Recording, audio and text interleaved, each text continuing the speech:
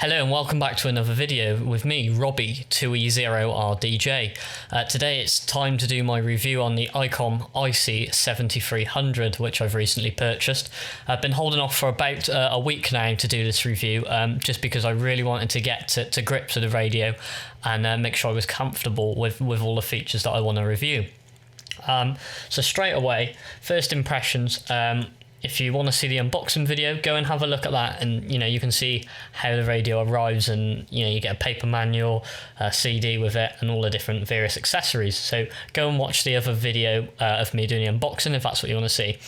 Once you take the box, then first real impressions with this radio is the form factor. It's great.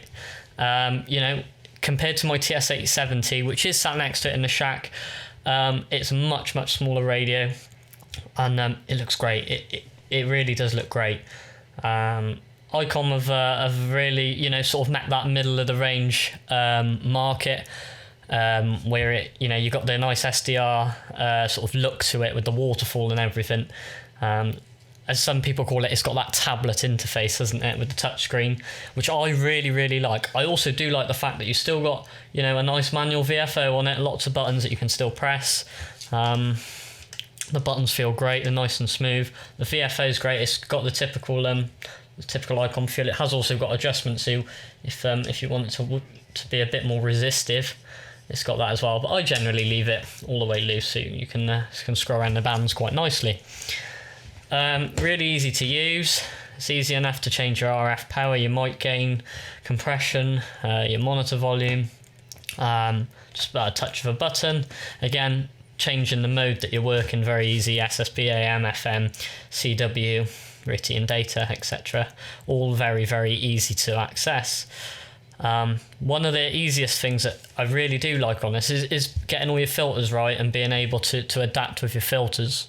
So here, for example, now I've got the filter screen up, and you can see it's very easy to adjust your filters, your two filter parameters on this knob here.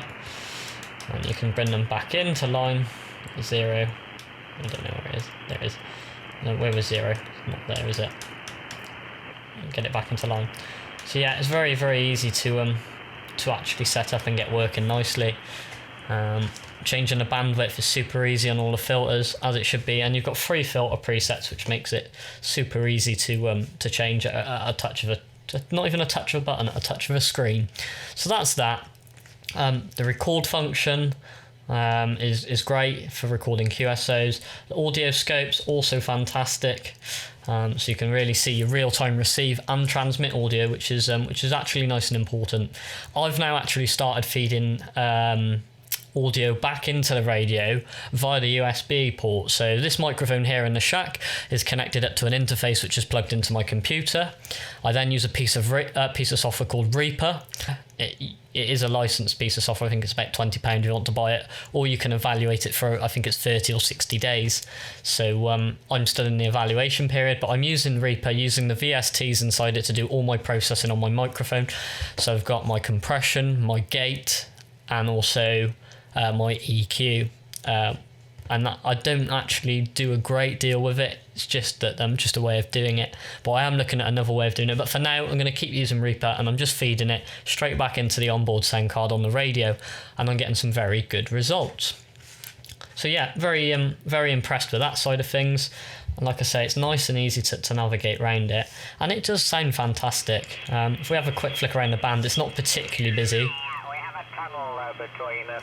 5-9, Harry. How are you, over? Yes, I'm fine. Yes, I'm fine. So I'm on 40 metres at the moment, and there's no real big signals.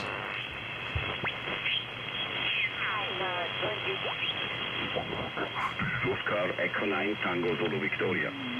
Oscar Echo 9 Tango Zulu Victor. Foxtrot 4 Echo Charlie Juliet. So if I show you the 3 filters now. Filter 2, filter 3, and you can hear filter 1 is the full width, 3.6K wide, and this guy's got relatively good sounding audio. So it's very pleasing, and with the additional SP38 speaker, again, sounds great, absolutely does.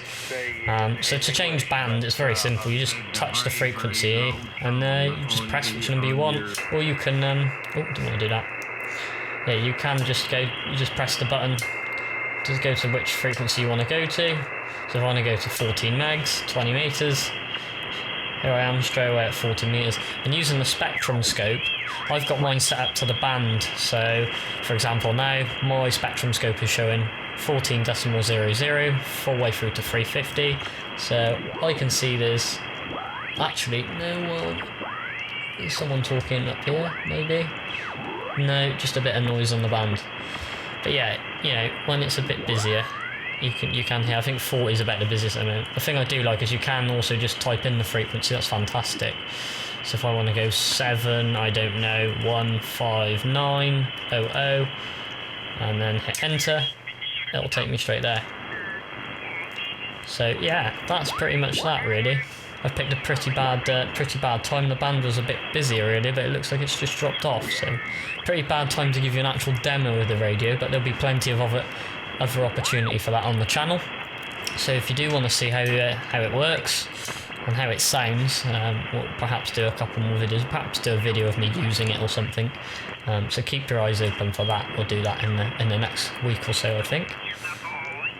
But yeah, overall, super impressed with it, and I've been doing some FT8 as well with it, which is the first time I've ever worked any data mode. So really happy. It's so easy to get set up with the software, and yeah, I mean, to get it linked up with crikey, what's the software? WSJTX was straightforward. I've never done any data modes other than a bit of Whisper, which I've always just sort of taken the audio input out of a radio and straight in on a sound card.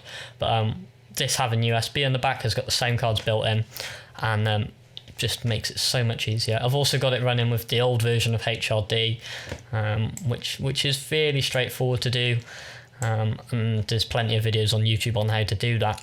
So you just got to sort of tell HRD it's a 7700. If you're running an up-to-date version of HRD, you won't have the issue I've had, but because I'm running the last free version, 5.24, something like that, then yeah, you have to tell it it's a 7700. But because it's Icom, obviously all the buttons and parameters are the same, so it works fine.